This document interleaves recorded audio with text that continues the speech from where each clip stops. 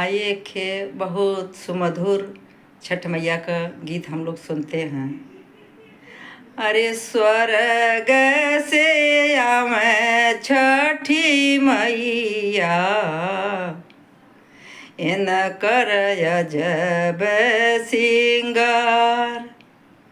अरे स्वर्ग से आवे छठी मैया, इन कर अजब सिंगार।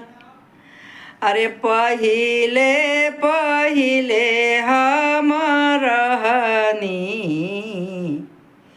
छठी माई बरत तोहार।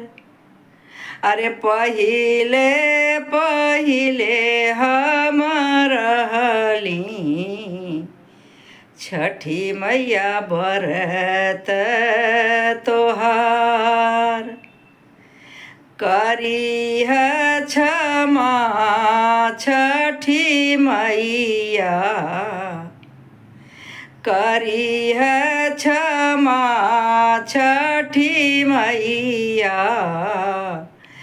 भूल चूक गलती हमार, भूल चूक गलती हमार। जय छठी।